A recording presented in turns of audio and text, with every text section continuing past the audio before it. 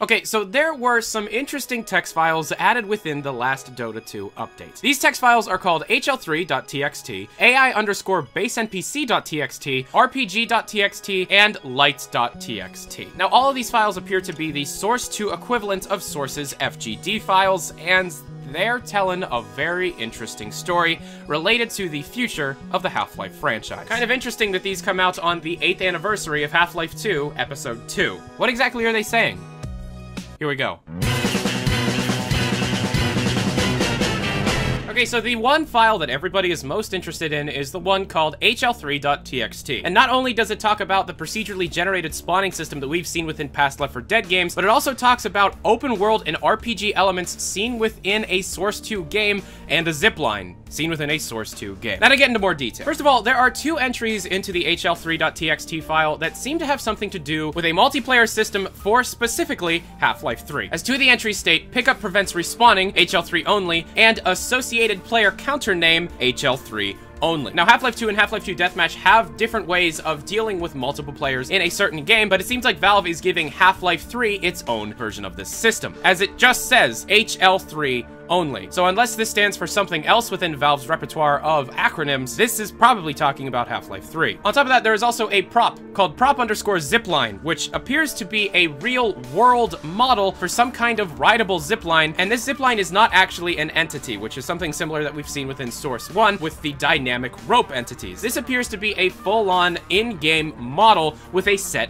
distance. And speculation, if the zipline is using a model instead of a dynamically changing entity, then it is possible that Valve already knows how long they want it to be for a specific scripted sequence of a future game, Half-Life 3 or not. There's also flags within the code that lets you change the maximum riding speed of the zipline itself, and I don't know, it's a zipline. That's kind of interesting. There's also a few different lines of code that point towards a procedurally generated spawning system, similar to that seen within the Left 4 Dead games. This once again is not specifically pointing towards any of Valve's games, but it is seen within a file called hl3.txt. Once again, speculation, it is very possible that this could be used for a future Half-Life title, to be able to change on the fly where different enemies will spawn from to be able to make the game more replayable. Half-Life 2 did kind of have procedurally generated spawning, but only with antlions, and it kind of really wasn't procedurally generated. It was just only under certain conditions. This is a full-on procedurally generated spawning system, which is very interesting. It could be used for Left 4 Dead 3, but it's in Source 2, so it could be used for any of Valve's future titles. Just keep in mind within these lines of code there are different flags, and one of them is for ceiling-based enemies, and I can't think of any Left 4 Dead enemies that are based on the ceiling. I can, however, think of barnacles. Once again, speculation. There's a lot more going on within this spawning system, but without getting too technical and without boring you too much, just know that this is very much more complicated than anything seen within Source 1. And also, even though this is related to the Left 4 Dead system, that was all done using nav meshes and scripts. This is done using hammer entities, so they're hard-coded into the maps. And anything else related to the spawning system has to do with the volume of enemies that can spawn at a certain time. There seems to be a lot more options in regards to spawning the enemies than seen at all in previous games, including to be able to choose the amounts of enemies spawning at one time based on the specific situations on how the mapper wants the levels to feel.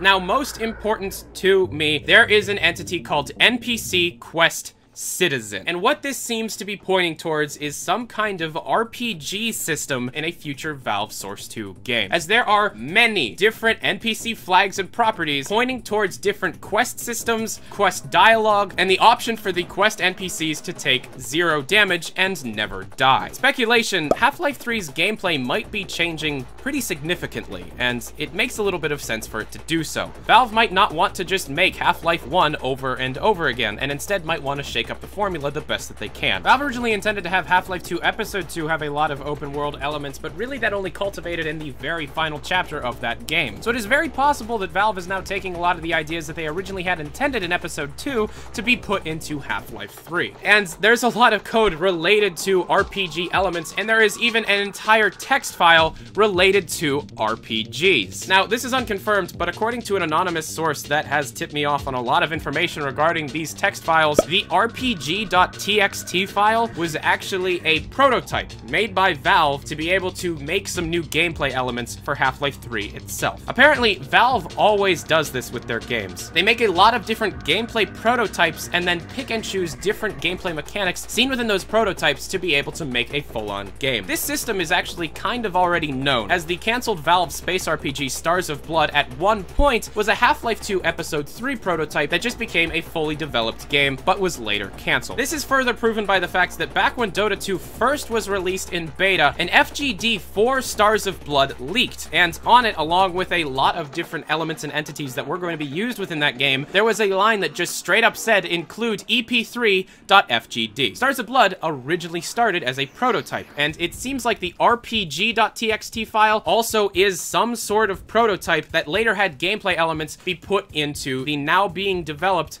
Half-Life 3. And if you take a look at the rpg.txt file, it kind of makes sense that this is a prototype. A lot of the code here are just basic engine properties that we see within the majority of games made by Valve. A lot of them ported over from Source 1, but also some of them that are seen within Source 2. And then there's just a lot of very basic entities that seem to have to do with just RPGs, old-fashioned RPGs, with item pickups, stats, and drops. Yeah, this is all speculation, and it is based off of an anonymous source, but it is kind of interesting to think about. Once again, that's all speculation. But an open-world Half-Life 3 game is further and further teased within these files, as another one of the files that was added within Dota 2 was a file called lights.txt. And this file is actually kind of boring and doesn't really have much to do with anything, except for one thing in particular. It talks about a realistic day-night cycle with flags to be able to set the length of day, the time zone, and the specific date you're playing in. This kind of seems like something that you would really only see within an open-world RPG, not a linear story-driven first-person shooter. Still,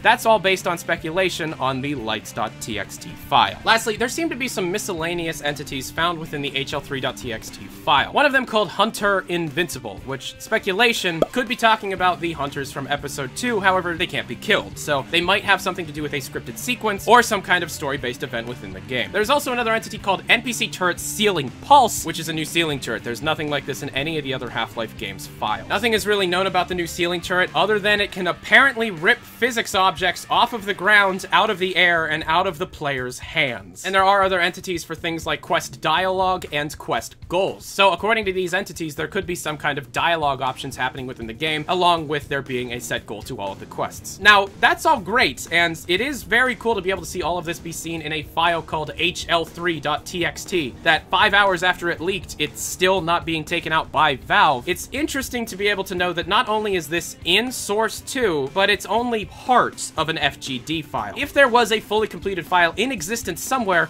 it would have to have all of the NPCs, all of the entities in the file itself, and this only lists part of it. There's nothing there for any weapons or any of the NPCs that we've already known about, like head crabs or zombies or the Combine, just the stuff that we have, and it's just a small portion. So this is a speculative question, but my question is, how did only a part of a much larger file leak? And in that case, after it did leak, why was it not almost immediately removed by Valve? There's something going on here, and something much larger than what we actually can understand as of now, but it's very exciting, and I feel like just there's things starting to happen. No, this does not confirm Half-Life 3 is coming in the near future at all. It doesn't confirm anything, but it's just Valve acting kind of strange. Sure, they maybe don't know that they accidentally leaked it, but it's all over the internet, and it's still there as of recording, so something's going on. There are a couple other things happening within Valve, including Double Fine's own Brad Muir moving over to Valve in December. And when asked if his programming expertise were going to be going to waste at Valve by not working on games, Brad responds with, he's definitely still making games, and they're definitely putting a lot of people towards game. This all seems to be pointing towards Half-Life 3 being some kind of open world RPG, and I welcome any kind of change. But if you have any opinions on what Half-Life 3 could benefit from getting, leave a comment down in the description below. Keep in mind, a lot of what I said is speculation based off of the different entities seen, based on these new FGD-type files that was maybe leaked or maybe intentionally put into Dota 2. If any more information comes out after this video's upload, please let me know at my email, tylermcvicker@yahoo.com, and thank you for watching. If you like this video, hit the like button. If you dislike this video, feel free to hit the dislike button. If you have any more complaints or compliments, please leave them in the comment section below, and thank you for watching. If you want to support these videos, I am running a Patreon campaign, which is down in the description, and as you know, I'm Tyler McVicker. This is Valve News Network. Have a good day. Adios.